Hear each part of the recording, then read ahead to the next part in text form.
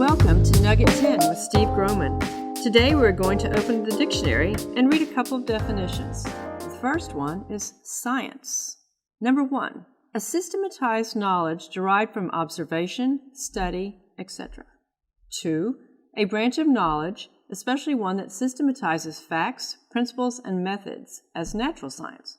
Number 3, skill or technique. I neglected to mention that we are pulling these definitions from the Webster's New World Dictionary and Thesaurus. Now, Steve, can you elaborate on this term? Yes. A lot of times I will say in our meetings that you can grab just about any science textbook that our children are using in any school. And usually within the first 30 pages, 50 pages, somewhere in that, between 30 and 40 pages, you'll find what is science. You'll find the definition of science. And they all say the same thing, observing, using the scientific method. They'll talk about how you have to have observation, you have to have testing, you form a hypothesis, you form a test, you come up with ideas, and all of them say the same thing in different ways, but they all say the same thing. You have to have observation, testing, experiments, and you got to be able to repeat it, do it over and over.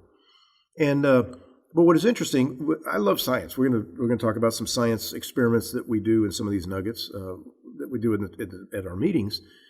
I love science. Science is neat. Science is good stuff.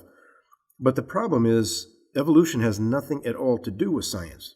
It has nothing to do with science at all, but it is taught as though it is the backbone of science, and it's the key of science, and it's just not true, because there is no observation. There is no test you could do to show it, and if you could, you can't repeat it. So it doesn't qualify as science. What it does qualify, it qualifies as religion. Do you have the religion definition there? Hold on, let me see. I actually did find it. It's from the Random House Dictionary. Religion. Number 1, a set of beliefs concerning the cause, nature, and purpose of the universe, especially belief in or the worship of God or gods. Number 2, an organized system of belief in and worship of God or gods. Number 3, something one believes in or follows devotedly.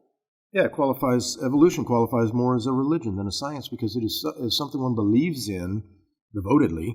It's something that is a belief about the cause, nature, and purpose of the universe. It qualifies there. It also qualifies more as science fiction. Now, that's interesting, because evolution is nothing but religion and is nothing but science fiction. Because science fiction is highly imaginative fiction, typically involving some actual or projected scientific phenomena. Well, it definitely is highly imaginative fiction, but it's also projecting some projected phenomena. They want this to have happened, and they want it to continue to still happen. To be happening. So the point is, evolution is not science. It is science fiction.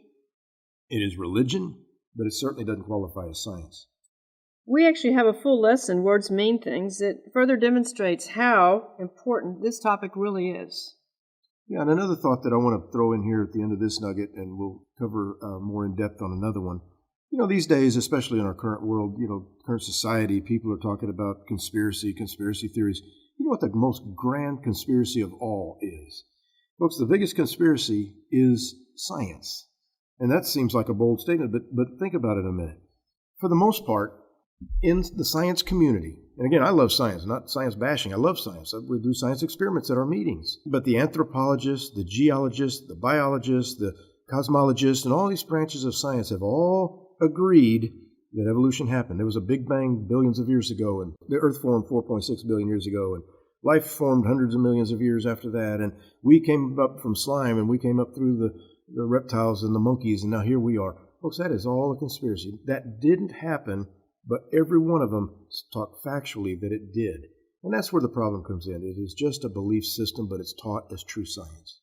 Conspiracy. An action planned by 2 or more people who plan together secretly to commit a crime or common action. Stephen Hawking said, science makes God unnecessary. And folks, that's what all this has been about. That's what it all is about. It's the devil's attack on God's word. And you know what? Stephen Hawking learned some truth. He learned some truth, didn't he? Keep watching our nuggets. And while you're at it, tell 10,000 of your closest friends about our YouTube channel. Like, subscribe, hit that little bell, and tell others about our YouTube channel. Thank you.